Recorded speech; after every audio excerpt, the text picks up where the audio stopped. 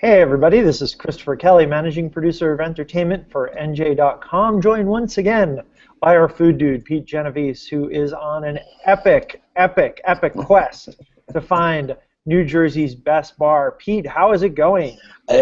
Chris. I've discovered that this is no country for old men. I wasn't old when I started this, but I feel about 10 years older. We're exactly halfway through 29 bars. So today we'll be over 30 out of 60. And as you notice, I've switched hotel rooms. We won't go into that on air, but yeah, no, it's going. We had a great night last night. It was just, I don't know if these nights are getting better or we're just getting more into the rhythm or something or whatever. But yeah, it was a kind of a wild night. Pete, my understanding is that when you turn up at these bars, they are in anticipation, waiting for your judgment, waiting for your arrival. Right. I can't. I'm amazed at every place. All the owners are waiting for us. I mean, there was just one bar where the owner wasn't there because he was on vacation in the island somewhere. They're all over their Facebook pages. Telling their patrons, come this night. I've been called the bar guy, the food dude. I've been various names. Pete from NJ.com. So they're totally into it. They announced right as soon as we announced the 60 semifinalists 2 weeks ago. They made the proclamations. We've got one bar made T-shirts with my face on them. Another bar had a big 25-foot banner in a special parking space. I've saved the banner. I'm not sure what I'm going to do with it, but yeah, I'm sure we'll pick up other souvenirs and mementos as we go. Pete, so what happens when you step inside? I mean, you're greeted. They do some sort of take a hands-off approach and let you do your thing? Do someone kind of show you around, or? Well, we asked for, if the owner's there, we definitely want to get a tour. Show us the place, tell us the history, tradition, and it gives Saeed, the photographer, a good kind of sense of what's there. So I definitely, if the owner or the manager's there, we pull them aside. If you have a few minutes, doesn't have to be right now, but just tell us everything you can tell us in the next 5-10 minutes about this bar. And there, we were at the Riverside Inn in Cranford last night. It's called The Dive. Everyone in Cranford knows, it's right along the river there. And the owner, who looked like, he's a big bearded guy. He looked like, I would never guessed him for the owner. He looked like one of the old timers at the bar. Mm-hmm. He's the owner, so he's showing us around. He's taking us into the basement and out back, and it's just so yeah. Again, the owners are so into this. And what about the patrons? What happens when they find out you're there? Yeah, well, they'll come. Oh, you that guy? You're that guy going around all the. I want again. Like I said yesterday, if one more person says, "I want your job," I'm going to say, "You can have it." Let me know. I'll follow you around. That was one of the things I wanted to talk to you about. Let's talk about this because how many times have you heard, "I wish I had your job" so far? I mean, more than a dozen. Oh yeah, several times a day. Yeah. Whenever I tweet it out, emails, the Instagram, Flickr, all the posts that we're doing on the various social media. Yeah, all the time. Yeah. And you genuinely have to explain. Well, hold on, this is really a job. This is genuinely work. I said that again in our story yesterday. I said that was the lead of the story. Like, you think it's not a fun. It's hard. The days are long, and there's a lot of driving. All these bars aren't neatly next to each other. I mean, we're going all over the state, all 21 counties, so it's a lot of driving. And I am allowed to drink because Saeed is our designated driver. I get back at the hotel, I'm wasted, and then you have to get up the next morning and write a story or two before you head out again. And yeah, again, last night I think took a toll on me. I really need to run this morning, and that helps. So I'm in a somewhat. I think I'm ready for tonight. You're ready for tonight. Well, and part of what makes it work is that you're going in there, you're taking this process very serious. This is a rigorous process. You are, Yeah, it's just like all the food showdowns we've done. Best tacos, best mall food, best these best pizza. Going back to the Munchmobile, you can't just you have to sample the food or sample the drink and really spend time. You can't do 15-20 minutes in a bar. You're not going to do a bar justice. You're not going to be able to talk to enough people, get the history of the place. I mean, you can find out all the stuff online, but there's nothing like getting it right from the source. And so we spend a minimum hour and a half in each bar. No matter what's happening, if no one's there, we'll still spend that time. There's been people at every bar. But so we'll spend that minimum hour and 15 minutes, and just to get a sense and feel of the place, and order a drink or two, and then move on to the next place. What any big surprises? Any unexpected things happened in the past week of judging? How much time do we have?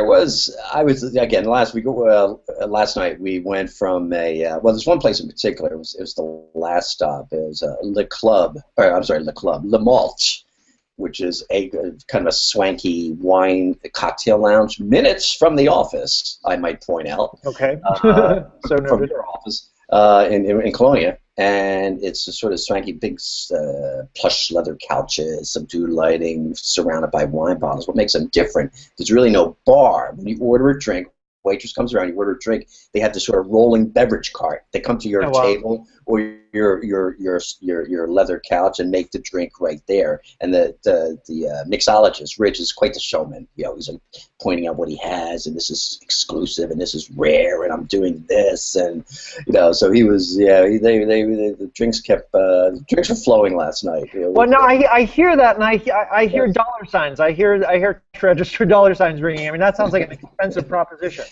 You know, well, it wasn't. We had, you know, I had a few drinks, but I mean, I have to. I mean, that's what they do. So, you know, but no, I mean, are the cocktails there very unusually more expensive than other places, or? I wouldn't say so. I mean, they made normal things, but like some of the things he did a mojito. It was more the creative twist, more as opposed to the sort of the expensive. You know, every once in a while he would point out that, you know, we're using Balvenie, you know, whiskey, which is a nice Scotch whiskey, but he did a mojito, which was different with Johnny Walker. I mean, who does a mojito with Johnny Walker? That's different. And you know, mint leaves. It was really quite tasty. Huh.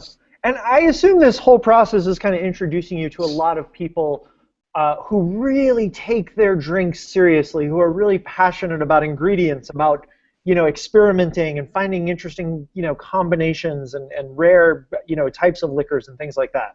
Absolutely. Absolutely. And on the beer side too, you know, these craft bar owners who can't wait to try a new beer and show it to their customers. You know, I did battle. It was Pete versus the Volcano the other night. It's Tiki Bar in Roselle, Lunois. I mean, there's nothing against Roselle, but about the last place I expect to find a Tiki Bar would be Roselle. And so this place Lunois has been around for like since the 70s, and it's like Tiki run amok. You know, it's just all got the palm trees and the waitresses and waiters in the Hawaiian shirts and, you know, plastic umbrellas, and they had a drink called the Volcano, which is sort of light and dark. It comes in this giant bowl, big enough for, they said 2, but it looked like big enough for 5, and they set it on fire at your table, and so it was like Pete versus the Volcano, and I survived. Who won? Who won? I think it was a draw. I think it was a draw. I did not finish. There was no way. Yeah, it was huge. I had a few sips. It was just stupid to drink the whole thing. I would have been, you know, on the floor. So you've been mixing it up, visiting, you know, cocktail bars, you know, neighborhood bars, dive bars. Is there a sort of point of convergence as you're judging these, a thing that kind of unites them all? That you know, is it still that they all sort of have to hit you in the gut in the right way, you know?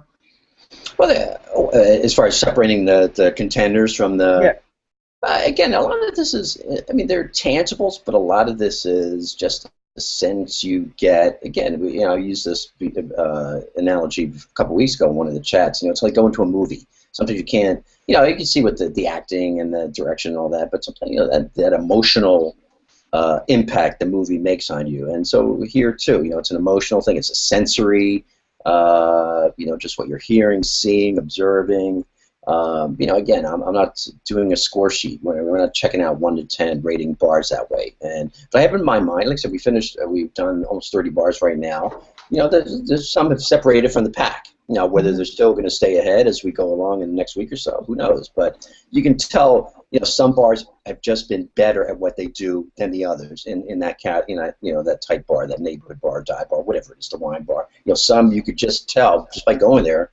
You know, maybe it's not apparent right away, but after a half hour, you just know, you know, either the wine guy or woman expert knows their collection better, or they have a better, you know, better far-ranging collection. I mean, you know, you can sort of make this a little separation there. Right. I think it's. I'm not saying it's easy. It's still going to be impossible to pick 10, but someone has to do it. So you're halfway there. The judging will continue through February 25th, I think, 26th. Is that right? I think it's the 26th, the Wednesday. Yeah, we have. We just couldn't stack them any. You know, just stack them any quicker or get done any quicker. But so we have 2 more. Any places in the next week that you're particularly excited to check out, or? Besides all of them, well, today we're going to Cape May. So we're doing the Mad Batter, which is in one of the more best known Cape May B&Bs, and then the Seaview Inn, which is sort of this great neighborhood hangout. It's been around forever. And then we're shooting up the Parkway to Summers Point outside Ocean City for another neighborhood bar that's been around forever. So the whole time, I mean, every day I'm really looking forward to it. I mean, yesterday, I'm not necessarily I'm more of a beer than wine guy, but we had two of the places yesterday were wine bars, and I enjoyed them tremendously. I'm getting this wine education. I can become the wine guy in a couple of months, maybe. But we went to one place.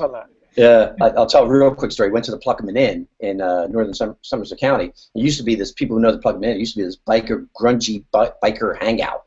And so the owners bought it about 10 years ago, tore the place down, rebuilt it. It's sort of this colonial motif decor. Driving by it, you think, oh, this looks like 100 years old. But actually, the building's only 10 years old. They did a great job sort of fixing up. But what they have 45,000 bottles of wine. Apparently, the second biggest collection in the state. There's a bar up in North Jersey that has more. But they showed me, so the wine expert, Brian, who's their wine guy, he was just really knew his stuff. I mean, I could have spent all night there just talking wine with him. So he took us down into the it's like a 3-story wine cellar. It's pretty impressive, 45,000 bottles. Wow. One of it, they bought out the collection of Doris Duke. A lot of people know she was eccentric, a multimillionaire, lived in Hillsborough. They bought out, after she died, they bought out her wine collection. And there are several bottles there that you can have. If you give me your credit card, I will buy one for you, $25,000. Wow. Well, just put that on your company. You said it. We have proof here. Okay. We'll go back today. Well, Pete, you are off for some more judging pretty soon. So have a good week of drinking and judging. Folks can follow the whole journey, the whole quest for NJ's Best Bar on NJ.com. And then we'll be back here, you and I, next week for another update on how the process is going. Right, and the week after, we announce the 10 lucky finalists. The 10 finalists. Awesome. All right, well, Pete, until next time, I'm Christopher Kelly for NJ.com. Happy drinking, Pete. Thanks. Coffee right now.